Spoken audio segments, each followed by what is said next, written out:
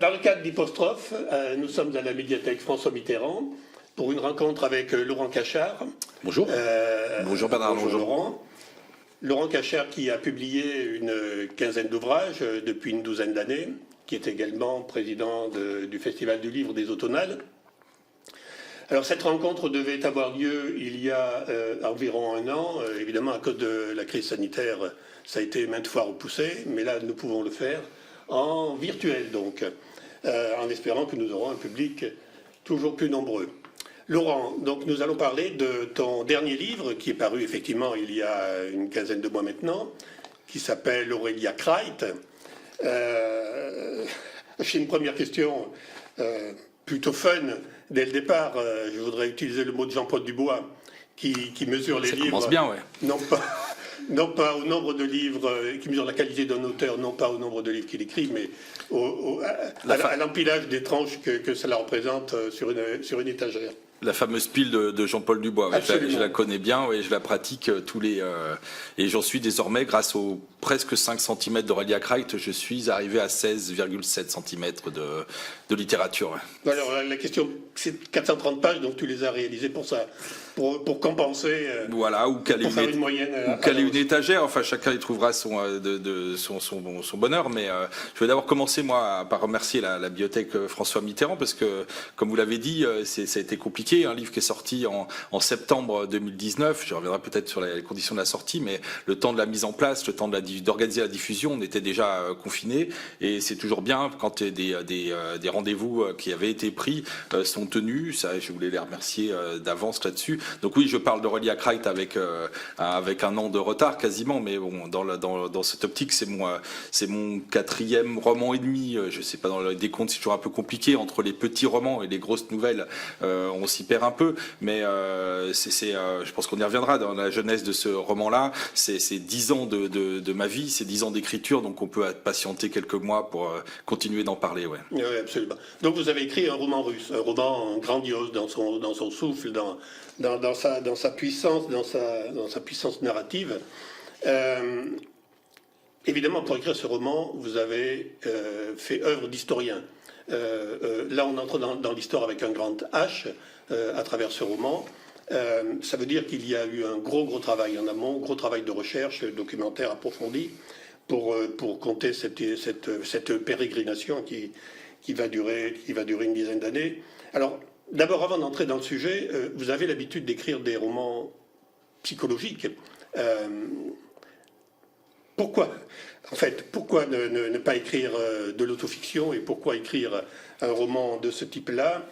Est-ce pour prouver que vous avez beaucoup travaillé Alors, j'espère d'abord qu'une fois que l'exercice est terminé, j'espère principalement que la qualité qui va ressortir du roman, c'est son histoire et son souffle, comme vous l'avez dit, pas seulement le travail. Le travail, c'est la cuisine préalable. Effectivement, il faut beaucoup travailler là-dessus, mais vous avez parlé de l'autofiction. Moi, je suis un enfant de l'autofiction. On date l'autofiction de 77 avec Serge Doubrowski. Moi, dans mes études, j'ai rencontré plusieurs fois, par le biais de professeurs de littérature, Doubrowski. On nous vantait Doubrowski comme étant l'avenir de la littérature, la nouvelle littérature quasiment. C'est un spécialiste de Proust et de Corneille, donc c'était le nouveau Proust quasiment, Doubrowski. Et puis moi, je me suis aperçu en devenant adulte, en travaillant sur la littérature, que finalement l'autofiction, c'est une grande part pour moi. Hein. Je vais peut-être pas me faire des amis tout de suite, mais il y a une grande part d'escroquerie. Et l'idée d'écrire un roman russe, comme vous l'avez dit, c'est l'idée de me coltiner, c'est au sens propre, à la littérature du 19e, parce que c'est vraiment ça. Moi, suivant mes interlocuteurs, je dis j'ai écrit un roman du 19e, dans la langue, dans l'histoire, dans le fait de prendre son temps aussi, de raconter cette histoire qui est longue et multiple. Et puis le roman russe, parce que d'abord c'est la base de la vraie et bonne littérature à mon sens. Et personne n'a oublié ses lectures de Tolstoï, voilà. Et moi, je voulais raconter cette histoire-là. Alors, c'est amusant qu'on parle toujours de roman russe, parce que je le dis moi-même aussi, mais c'est un roman sur l'Ukraine. Et du coup, c'est sur l'identité en opposition avec la grande sœur russe. Mais voilà, c'est une gageure que je me suis lancé.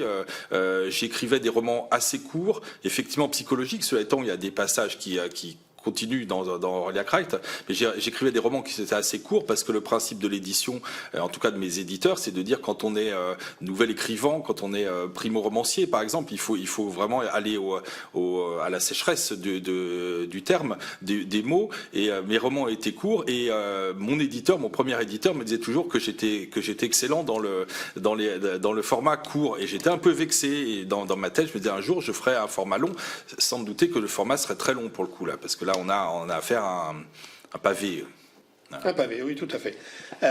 Une fois n'est pas coutume, je vais commencer par la fin du roman. Je vais lire 2 phrases de la fin du roman pour qu'on puisse rentrer directement. Je vais me permettre de lire donc 2 phrases qui montrent un peu l'urgence en fait de la chose. On ne peut pas attendre que les choses arrivent. Il faut les faire venir. C'est ce qu'elle était en train de faire. Ça prendrait du temps, de l'énergie, des larmes sans doute, celles qu'elle n'avait pas versées depuis longtemps, mais qui lui échapperaient en revoyant Igor. Il faudra qu'il comprenne que ces larmes-là sont de tendresse, mais pas de compassion, de cœur en croix.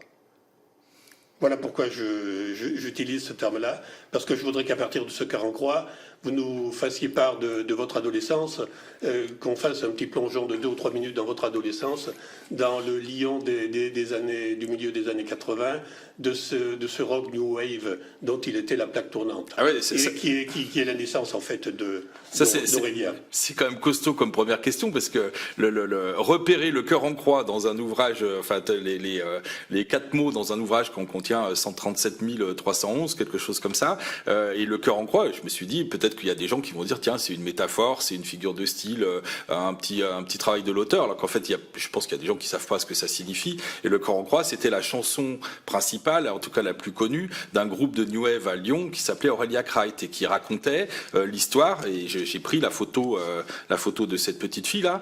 Ils avaient un visuel et ils racontaient quand ils allaient en rencontre que finalement les chansons étaient inspirées du manuscrit d'Aurelia Kreit qui avait quitté l'Ukraine en 1904. Et moi j'avais 17 ans, j'étais un très jeune homme, et j'étais émerveillé par cette histoire-là. J'aimais beaucoup ce groupe-là, et en fait j'y ai cru comme tout le monde. Et quand j'ai appris, et c'est la réalité parfois un peu sordide, quand j'ai appris par l'intermédiaire d'une amie qui les connaissait, quand c'était simplement une invention de toute, et je m'étais dit, je crois. Là, peut-être que j'enjolive un peu la situation, mais je m'étais dit, un jour, j'écrirai cette histoire-là. Je savais pas que ça me prendrait 10 ans, et je l'ai fait. Effectivement, j'ai repris cette histoire-là, mais eux n'ont pas fait le travail que j'ai fait moi derrière. Cela étant, pour la petite histoire, après, c'est pas le plus important, mais pour la petite histoire, Aurelia Kreit et le groupe est remonté sur scène 30 ans après. Voilà. Et il s'est remonté sur scène le jour de la sortie du roman, le 29 septembre. Donc, avec une émotion immense pour moi. C'est-à-dire que j'avais vraiment l'impression, j'ai eu cette impression, après 10 ans de travail, 30 ans d'absence, j'ai eu l'impression de pouvoir ramener le temps tel qu'il était à l'origine. Le lendemain, j'avais toujours 50 ans et pas 17, mais voilà, c'est une belle histoire. En tout cas, ça les a beaucoup émus aussi, parce que eux, qui sont maintenant aux 4 coins de France et de Navarre, ils ont appris il y a quelques années qu'un écrivain s'intéressait à leur personnage qu'ils avaient créé. Bon voilà, ils ont connu, ils ont vécu à distance mes échecs, mes rebondissements, et quand le livre est sorti, c'était une vraie renaissance pour eux aussi, ouais. Très bien. Alors, dans ce roman, on va rentrer dans le détail tout à l'heure, mais il est question de changements brutaux, comment dirais-je, de variations soudaines, de mutations qui accélèrent l'évolution du monde. Je voulais savoir si vous aviez pensé à par exemple, Paul Virilio, quand vous avez écrit ce roman. Je pense à L'Horizon négatif ou à Nomades et Vagabonds. Est-ce que c'est un de vos maîtres ou est-ce que c'est... Maître, alors comme je suis né en 68, j'ai pas beaucoup de maîtres, enfin, il faut croire, mais Virilio est un philosophe que j'ai fréquenté dans mes lectures et dans ma formation, et j'aime beaucoup sa fameuse théorie des accidents, avec l'idée qu'il y a rien de linéaire et que tout procède par mutation comme ça, et ces mutations qui sont brusques. Et là, effectivement, on se retrouve au début du XXe siècle, au tout début du XXe siècle en Ukraine, avec 2 familles, mais je pense que vous allez en parler, mais deux familles qui sont juives et qui sont confrontées à un statut qui est maintenant complètement, comment dire, ils peuvent pas s'en sortir puisque l'antisémitisme, les actions violentes, les pogroms montent absolument tout. Ils commencent à être cernés et ils ont une vision du monde. Alors pour l'un d'entre eux, donc vous allez parler sans doute pour Nicolai qui est un véritable humaniste. Et lui, il est là, il est venu pour aider ses compatriotes dans l'industrie, dans l'usine dans laquelle il travaille, dans laquelle il est ingénieur.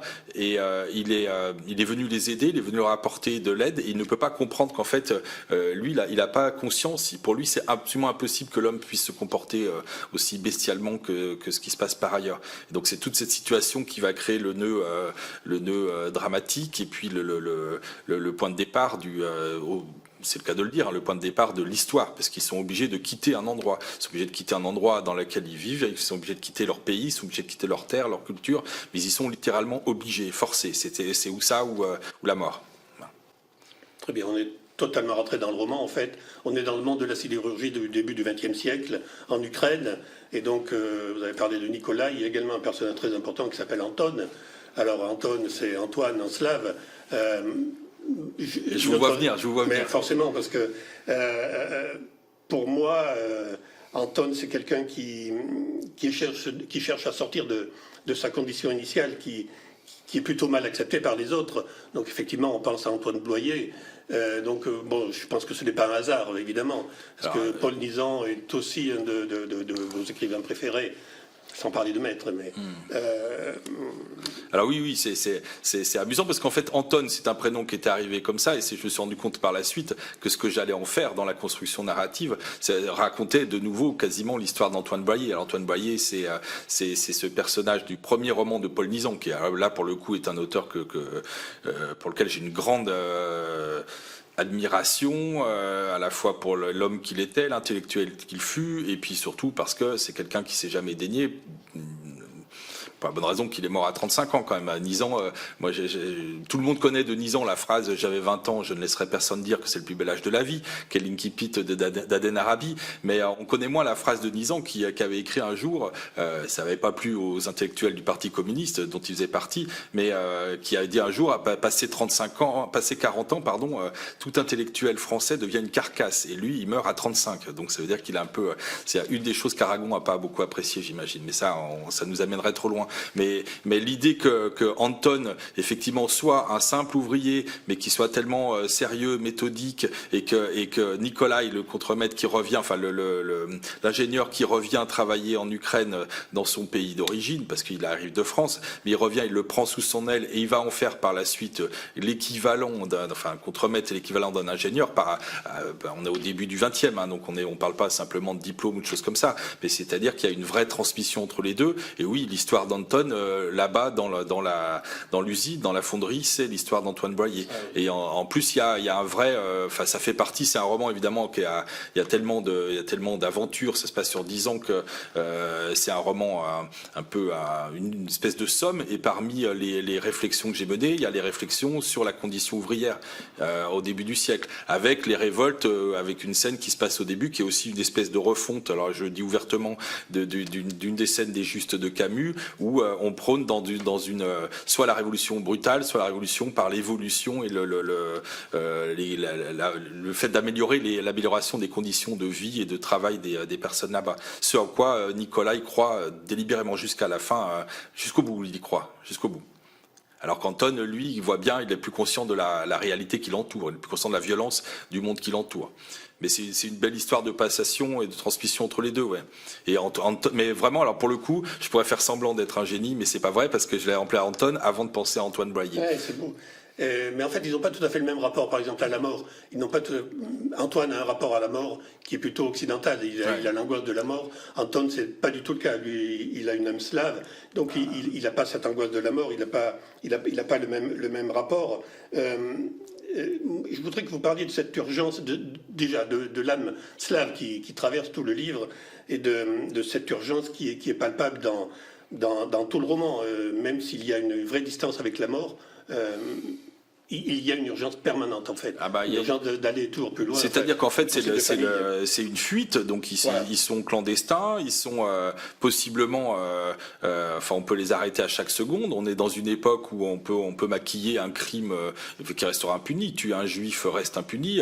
Il y a une nouvelle d'Isaac Babel dans les contes d'Odessa, dont je me suis inspiré, qui raconte le fait qu'un contrôleur passablement énervé abat un passager comme ça d'une balle dans la tête, et c'est parce qu'il était juif on le laissait passer. Donc pour quitter ça, et puis dans l'idée de préserver Aurélia, qui est l'espèce d'incarnation à venir d'une indépendance à la fois de l'Ukraine, de la femme, tout ce espèce de personnage d'une égérie comme ça, et donc ils fuient, ils sont en danger en permanence, ils sont déjà en danger de mort en permanence.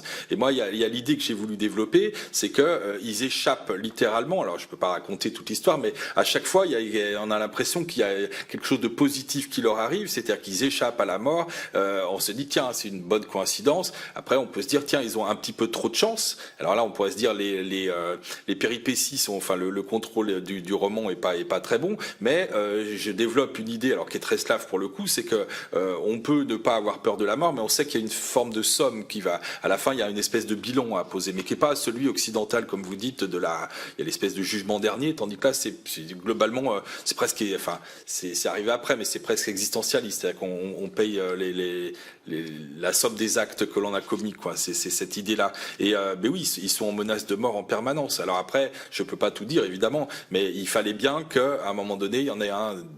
Bien sûr. Parce que sinon ça n'aurait pas été cohérent. Cela étant, dans la construction du roman, et parce que la mort n'intervient que de façon presque, on parlait des accidents de Virilio tout à l'heure, mais presque accidentelle comme ça, parce que c'est lié à la mauvaise rencontre, au mauvais moment, à la mauvaise seconde, et bien jusqu'à maintenant, jusque pendant longtemps dans la construction romanesque, par exemple, je savais pas qui allait mourir. J'aurais pu faire mourir, ça c'est le principe de l'écrivain, du démiurge, on peut faire mourir n'importe quel personnage. Ça m'est déjà arrivé dans une pièce de théâtre que j'ai écrite. C'était un Don Juan en alexandrin, j'avais fait ça il y a quelques années, et jusqu'à la dernière scène, je savais que un personnage devait mourir, mais je ne savais pas quel personnage allait mourir. Ça, des fois, on est dans des transports d'écriture qui sont assez fascinants. Voilà.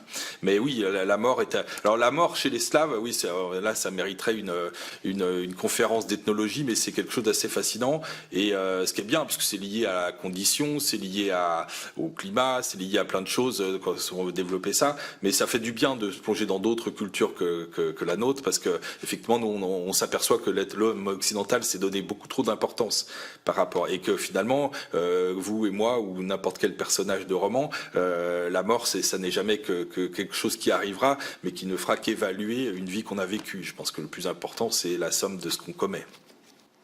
Parlons un peu d'Aurélia maintenant. Aurélia qui est le fil rouge, qui est l'héroïne du roman, qui a donné son titre au roman, mais qui en même temps est absente de ce roman, qui, à cause de son mutisme, de sa fragilité, de la manière dont elle vit les événements, de la violence qui l'entoure. Je voudrais que vous parliez effectivement alors.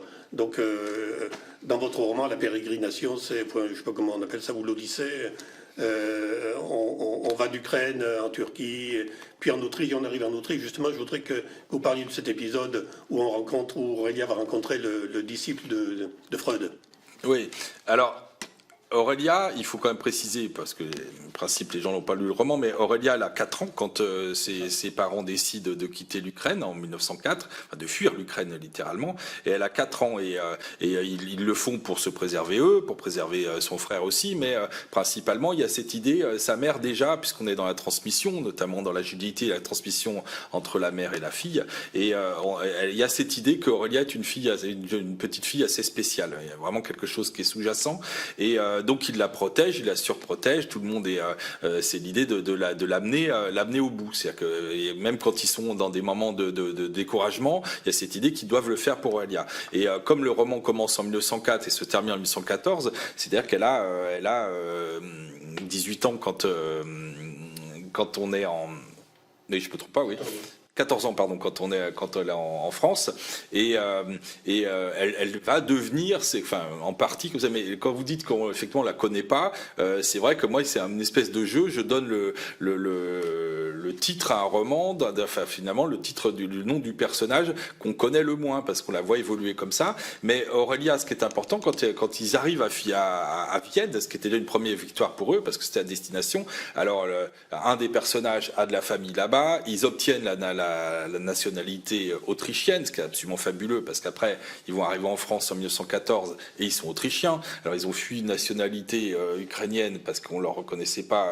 Voilà, et puis il y a tout ce phénomène. Et Aurélia, elle a vécu tous ces soubresauts, tous ces dangers comme ça. Alors on imagine qu'en tant qu'enfant, que petite, elle a pas pu exprimer ce qu'elle ressentait, mais toute l'urgence, tout l'aspect dramatique, la violence, comme vous dites, elle l'a ressenti en elle. Et ça s'est développé. Alors on peut pas tout dire encore une fois, mais ça s'est développé, en tout cas c'est manifesté par un mutisme, une forme de mutisme sélectif, et ça c'était assez drôle parce que c'est une maladie qui existe véritablement, dont des enfants principalement sont frappés. On voit ça à l'école, c'est des enfants dont on dit il n'a pas appris son poème, et puis on lui met une mauvaise note, une punition, alors qu'en fait rentrer chez lui, l'enfant il peut déclamer le poème dans l'intégralité. Donc il y a cette espèce de mutisme dont elle est frappée, et on arrive au balbutiement de la psychanalyse. Alors ça, moi, ça m'a beaucoup plu parce que ça me permet de travailler sur des notions. Alors il y a la psychanalyse, il y a sans trop en dire aussi, il y a les premiers soins sur les cancers du sein qui n'étaient pas développés avant,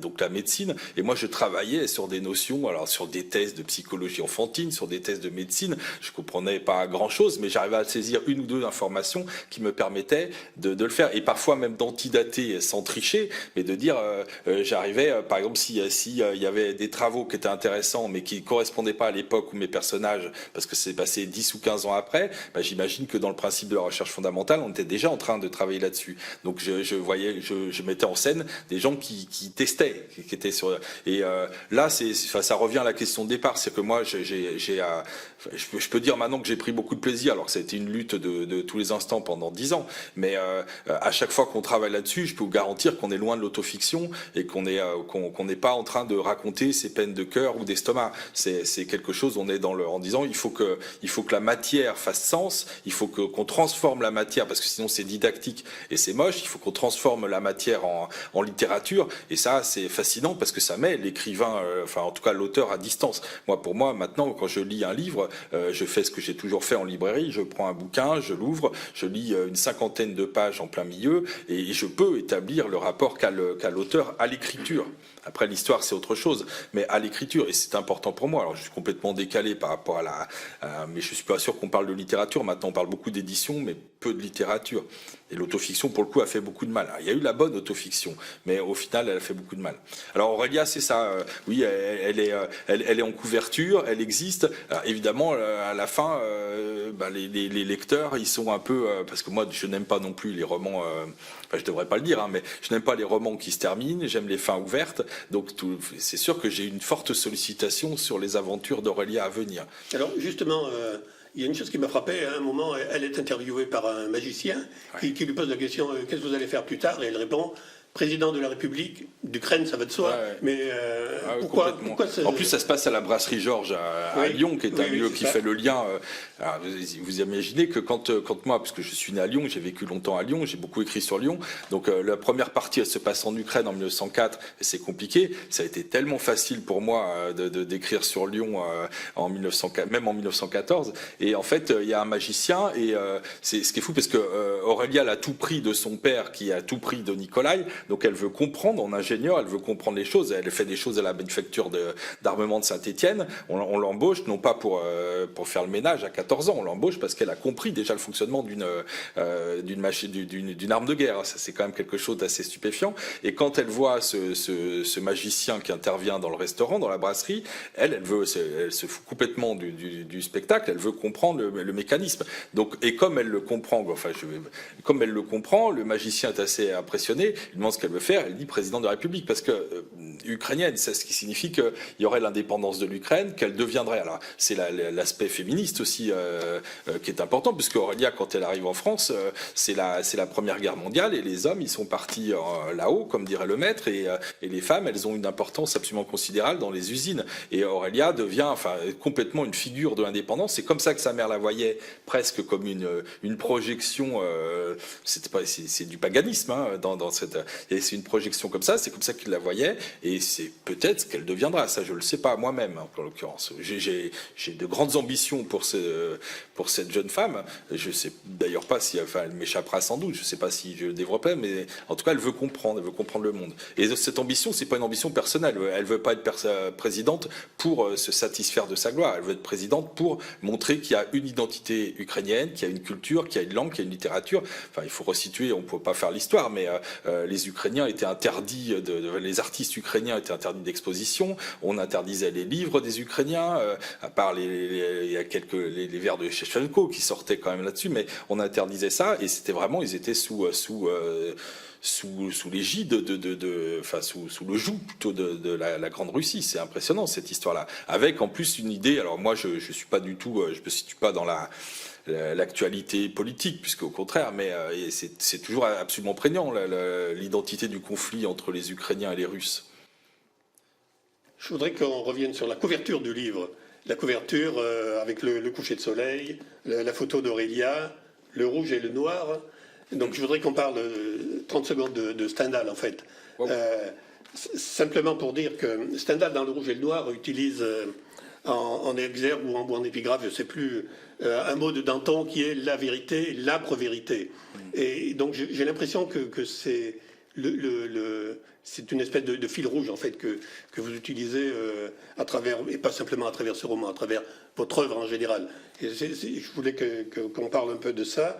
J'ajoute que chez Stendhal, bon, l'histoire de Rouge et le Noir, on ne va pas la raconter, mais c'est l'histoire quand même, une histoire vraie d'un monsieur qui s'appelait Antoine, un autre Antoine Berthet, qui avait tué sa maîtresse dans une église. Voilà, je voulais simplement le clin d'œil avec l'âpre vérité, cette exigence en fait que vous avez eue dans cette écriture. L'écriture en général de vos romans, mais particulièrement sur Aurélia. C'est un sacré compliment, parce que moi j'aime ce qui relie il y a une analogie qu'on fait parfois entre, par exemple, l'avocat et le philosophe. C'est attaché à la manifestation de la vérité. Donc moi, j'aime beaucoup cette idée de vérité. Et il faut resituer. Alors, c'est l'idée du travail, de dire on va essayer de resituer d'un point de vue presque naturaliste une époque qu'on n'a pas connue, une culture qu'on n'a pas connue. Donc donner à apprendre à celui qui va lire sans être didactique, on l'a dit tout à l'heure. Donc moi, j'aime ça. Sur Stendhal, moi, je ne fais pas forcément le rapprochement, sauf que quand j'y pense maintenant, ce qu'on retient aussi dans Stendhal, c'est l'idée c'est quand même les plus belles pages sur la cristallisation amoureuse.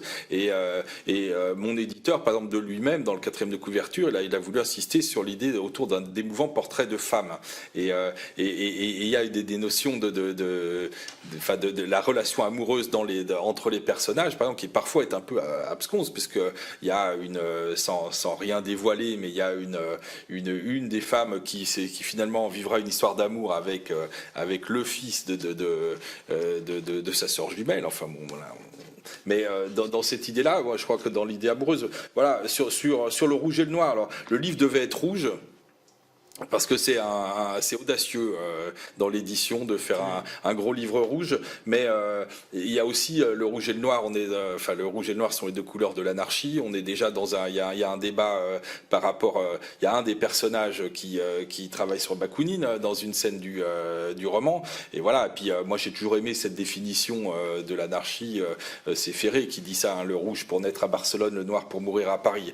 Donc il y a les deux notions entre l'amour, la mort, la naissance et le travail. Voilà, c'est cette idée-là.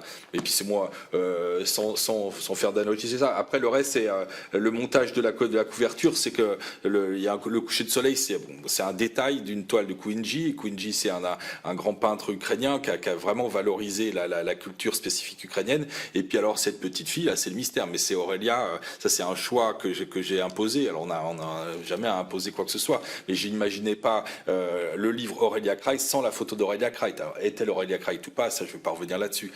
La fiction est suffisante, quoi. Je voudrais terminer par un personnage qui est quand même assez marquant, c'est celui de Varvara. Tout simplement parce que c'est un personnage fort, qui est très complexe. Et à un moment, elle se demande s'ils ont bien fait de faire ce qu'ils avaient fait, s'ils ont bien fait de partir, en fait. Et j'ai envie de dire tout ça pour ça. Oui. Alors Varvara, c'est un personnage très très complexe parce que quand on la prend dans le roman, elle est on a l'impression que c'est une femme d'une légèreté, d'une stupidité incroyable, par écho à sa sœur jumelle qui est toujours dans. C'est complètement fou. Et pourtant, Varvara va se révéler à elle-même. C'est-à-dire que quand elle va prendre pour elle les responsabilités qu'elle fuyait jusque-là, elle va devenir quelqu'un d'absolument essentiel. Et oui, il y a le constat, parce que c'est toujours compliqué de parler, de dévoiler les dernières scènes sans dévoiler le roman, mais elle est là, elle fait une espèce de bilan comme ça, effectivement, elles se disent ils ont sauvé leur peau, ils sont partis, mais le paradoxe c'est qu'ils ont quitté une société violente pour arriver finalement, ils pensaient que ce serait un Eldorado, mais c'est une société qui est violente aussi, où l'antisémitisme en France est absolument énormissime, autant qu'en Ukraine, avec des manifestations plus sournoises, et puis surtout, c'est le contexte de la Première Guerre mondiale. Et toute cette idée de l'attelage, parce que c'est le mot que j'utilise souvent, cet attelage de plusieurs personnages comme ça, donc cette petite tribu qui a sauvé sa peau, à la fin, par définition, entre ceux qui sont disséminés à droite, à gauche, eh bien, elle se retrouve avec Anton, et elle fait le constat de se dire, finalement, c'est pas forcément ce qu'elle était venue chercher. C'est l'idée générale, on va terminer là-dessus, je pense, mais c'est l'idée générale de dire que, voilà, eux, ils ont eu de la chance, ils sont arrivés là où ils voulaient, mais le bilan est pas. Alors je suis pas un pessimiste de nature, on m'accuse souvent de ça, c'est pas ça, mais de dire que finalement le constat il est pas aussi extraordinaire qu'on l'imaginait. Peut-être que les choses s'arrangeront, je sais pas, ça c'est la possibilité. Oui. Il y a toute la problématique de l'immigration dont on n'a pas parlé, mais bon, ça nous amènerait bien trop loin, mais c'est quand même moi j'ai une idée essentiel aussi. L'idée que je veux peut-être développer juste pour terminer, c'est de dire que par exemple quand j'ai écrit Tébessa 1956, qui se passe dans une embuscade en Algérie, c'est un livre qui m'a valu de nombreuses rencontres et quelques succès, mais je voulais en fait qu'on puisse adapter cette situation, ce que vivait le jeune homme de 20 ans là, dans n'importe quelle guerre, à n'importe quel point du monde. Et dans Aurélia, il y a ce souci-là aussi de dire que l'exil, on a tellement parlé de gens qui sont, alors ce sont pas des, on utilise le mot de migrants qui est un mot qui est pas bon, ce sont des gens qui fuient les guerres dans leur pays, qui deviennent par la suite, qui essayent d'obtenir un statut de réfugié politique, quoi que ce soit, ce qui est le cas de Anton et de toute sa tribu, sauf qu'en fait ils arrivent, ils sont autrichiens. Mais il y a cette idée que effectivement l'identité, l'exil, on se construit aussi toute une autre culture, on garde la sienne, il y a une phase de nostalgie qui est importante, et là on développe complètement le côté slave qui est fondé principalement, c'est le mot central, c'est sur la mélancolie. Ça c'est la définition. Très bien. Pour terminer, juste vos projets. Vous êtes aussi parolier. Est-ce que vous avez des chansons à écrire en ce moment, des livres d'artistes en cours, ou est-ce que la suite du destin d'Aurélia verra le jour? Alors, je mène toujours plusieurs projets à la fois. J'ai un gros projet sur l'idée de portrait que j'avais développé dans La Girafe Laphatique et qui était une nouvelle que j'ai sortie avant Aurélia Kreit. Et là, je vais tendre une perche parce que je fais 14 fois Claraville s'appelle, et le personnage de La Girafe Laphatique, c'était Claraville. Et je fais 14 portraits, donc qui sont des portraits type Libération, des portraits en 5 colonnes, assez longs, psychologisants. Ça veut dire que j'ai ramené Claraville à la surface. Et si j'ai ramené Claraville à la surface, s'il y a la possibilité, peut-être qu'Aurélia, un jour, mais là, ça sera un travail de 5 ou 6 ans d'âge. Entre-temps, j'écris des chansons, et voilà, si on est à 7 et j'ai envie de lâcher une information, c'est que j'ai, entre autres projets de chansonniers, il y a Nicolas Grosso qui a composé une chanson que j'ai écrite pour lui, et je suis très très impatient de voir le résultat, parce que ça va swinguer. Très bien. Merci Laurent Cachard. Je rappelle le titre de votre livre, Aurélia Kreit, aux éditions du Réal Gare, une très belle maison d'édition de Saint-Étienne. Merci à tous.